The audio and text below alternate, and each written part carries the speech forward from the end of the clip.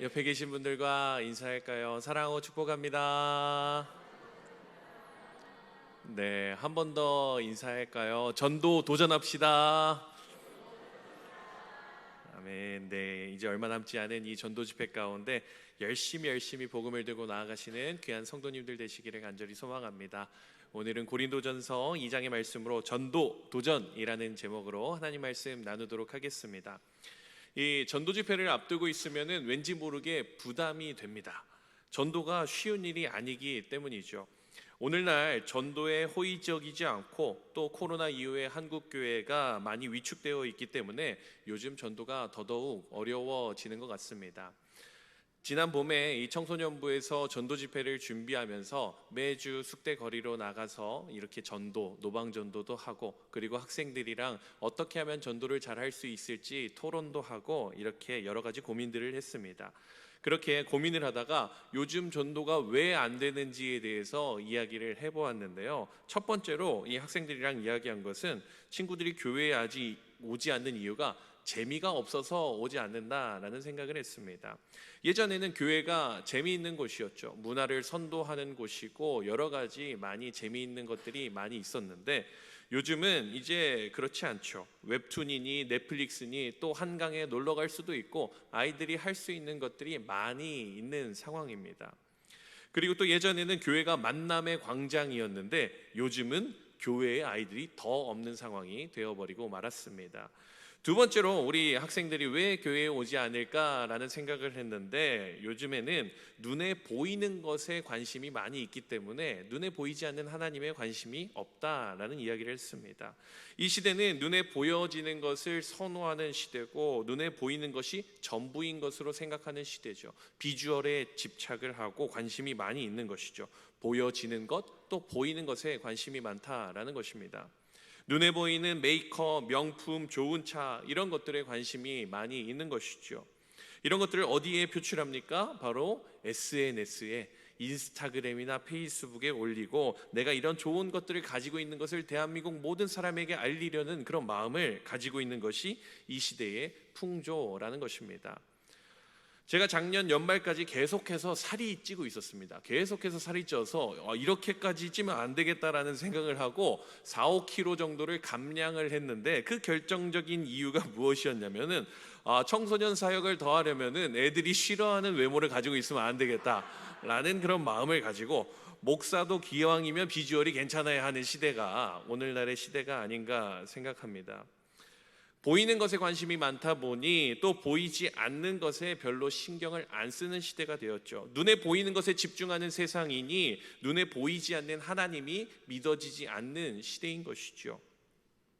여러분, 이런 것들을 생각하게 되면 전도하지 못하는 것이 어떻게 보면 당연하고 전도가 참 어려운 것 같습니다. 그렇다면 우리가 전도를 포기해야 할까요? 오늘 본문인 고린도전서는 잘 나가는 이 항구 도시였습니다. 부유하고 풍족하고 돈도 많은 지역이었죠. 지금 우리에게 전도가 어렵듯이 그 당시에 사도 바울이 복음을 전하는 것도 쉽지 않았을 것입니다. 사도 바울은 잘 나가는 항구 도시이며 부유하고 풍족한 상황 가운데 있었던 이 고린도 지역에 있는 교회에게 편지하면서 이렇게 이야기를 하고 있습니다. 세상 사람들은 십자가를 미련하다고 얘기하지만 우리에게는 하나님의 능력이 되는 것이 십자가다라고 고백을 하는 것이죠. 오늘날로 말하면 이렇게 이야기할 수 있습니다. 세상에서 돈 이야기를 하고 명품이 보여지는 것을 말하고 좋은 것, 비주얼에 보여지는 것에 취해 있지만 우리는 그것을 자랑하는 것이 아니라 우리가 자랑할 것은 십자가다라고 고백을 하는 것 같습니다. 오늘 사도 바울이 고린도 교회에 무엇을 권면하고 있는지 또 어떤 마음으로 편지를 써내려가고 있는지 말씀을 통해서 살펴보도록 하겠습니다.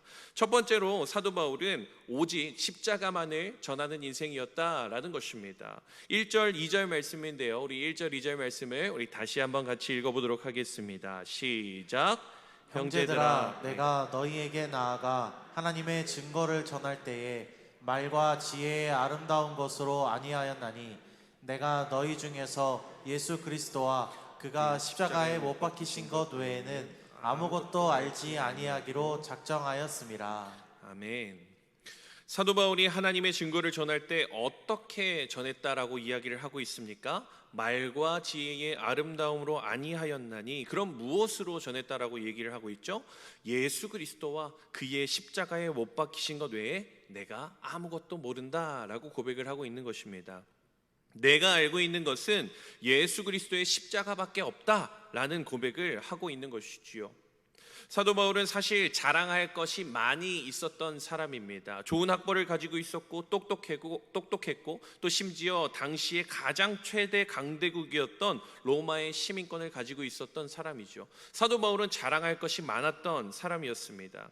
그랬던 그가 십자가에 못 박히신 것 외에는 내가 아무것도 모른다, 나는 예수님의 십자가만을 전하는 인생이다 라고 고백을 하고 있는 것입니다. 우리가 간증을 들을 때면 이런 생각들을 하죠. 어떤 사람이 막 어렵게 살다가 하나님을 만나고 또 공부도 잘하고 그래서 좋은 학교도 가고 좋은 직장에 취직하고 그러면서 하나님을 잘 믿고, 우리 마음속으로 약간 이런 기대의 심리가 있죠. 이 다니엘 학습법이라는 책에서도 그렇고 여러 가지를 보면은 승승장구하는 신앙을 우리 마음속에 이렇게 소망하는 경향이 있습니다. 예수 믿으면 잘 된다, 예수 믿으면 부자 된다, 복 받는다. 오늘도 보게 되면 하나님께서 사도 바울을 세우신 이유가 무엇일까요? 잘 나가는 사도 바울을 통해서 예수님을 전하면 사람들이 더 많이 듣지 않을까?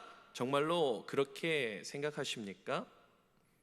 근데 사도 바울은 이전에 자기가 가지고 있었던 좋았던 것을 이렇게 표현을 하고 있습니다. 빌립보서 3장 8절에서 이렇게 고백을 하는 것이죠. 또한 모든 것을 해로 여김은 내 주 그리스도 예수를 아는 지식이 가장 고상하기 때문이라. 내가 그를 위하여 모든 것을 잃어버리고 배설물로 여김은 그리스도를 얻고 그 안에서 발견되려 함이니 라고 이렇게 고백을 하고 있는 것이죠.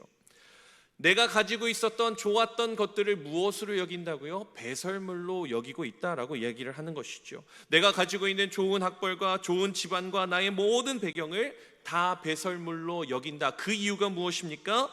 예수를 아는 지식이 가장 고상하기 때문이라. 예수 그리스도를 아는 지식, 이것이 세상에서 가장 중요한 것이기 때문이야 라고 사도 바울이 고백을 하고 있다라는 것이죠. 사랑하는 성도님들, 우리는 어떠한 모습을 가지고 있습니까? 예수 그리스도의 십자가를 아는 것이 우리들의 인생에 얼마나 중요하십니까? 사도 바울은 자신이 가진 것에 대하여 배설물로 여기고 있는데 우리는 그 배설물을 끌어안고 살아가고 있지는 않으십니까? 좋은 학벌과 좋은 배경, 풍족한 것, 우리는 이것에 집중하면서 그것으로 향해 가고 있는지도 모르겠습니다. 우리의 모습 가운데 우리의 인생에서 예수 그리스도의 십자가를 아는 것이 가장 중요합니다. 내가 그 십자가로 인해 구원받았습니다. 이것이 고백되어지는 인생이 되어야 하는 것이지요. 십자가를 바로 알고 그것이 우리 인생에서 가장 중요한 것임을 깨달으시는 우리 귀한 성도님들 되시기를 소망합니다. 두 번째로 사도 바울은 지혜의 말이 아니라 성령의 능력으로 복음을 전하는 인생이었습니다. 4절 말씀인데요. 우리 4절 말씀 우리 한번 같이 읽어보도록 하겠습니다. 시작. 내 말과 내 전도함이 설득력 있는 지혜의 말로 하지 아니하고 다만 성령의 나타나심과 능력으로 하여. 아멘. 사도 바울은 이성적이었고 또 말을 잘하는 그런 리더였습니다. 그런 똑똑한 사람이 설득력 있는 말, 그리고 지혜의 말들을 통해서 복음을 전한 것이 아니라 무엇으로 복음을 전하였다라고 이야기를 하고 있습니까? 성령의 나타나심과 성령의 능력으로 하고 있다라고 이야기를 하는 것이죠. 성령의 임재로 성령의 능력으로 복음을 전하였다라고 이야기를 하는 것입니다. 사도 바울은 복음을 전할 때 어떻게 이렇게 성령의 임재를 통하여서 복음을 전했다라고 이야기를 할 수 있을까요? 어떻게 성령의 능력으로 복음을 전한다라고 이야기를 할 수 있을까요? 그 이유는 바로 자신이 예수님을 만날 때 성령님을 경험했기 때문입니다. 사도행전 9절 3절과 17절 말씀에 보게 되면 이렇게 나오고 있습니다. 사울이 길을 가다가 다메섹에 가까이 이르더니 호련히 하늘로부터 빛이 그를 둘러 비추는지라. 아나니아가 떠나 그 집에 들어가서 그에게 안수하여 이르되 형제 사울아, 주 곧 내가 오는 길에서 나타나셨던 예수께서 나를 보내어 너로 다시 보게 하시고 성령으로 충만하게 하신다 하니. 사도 바울이 예수님을 경험하게 되었을 때 무엇을 경험합니까? 성령의 임재를 경험하게 되는 것입니다.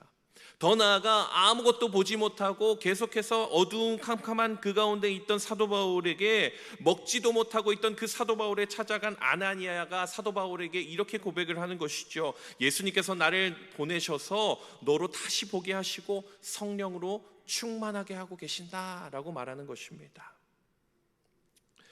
예수님을 박해하던 사도 바울이 예수님을 처음 만나게 되고, 그리고 그를 찾아온 아나니아가 무엇을 이야기하는 것입니까? 성령으로 충만하게 하기를 원하신다라고 고백하는 것이죠. 사도 바울은 가장 먼저 예수님을 만났을 때 성령의 충만함을 경험한 인생이었습니다.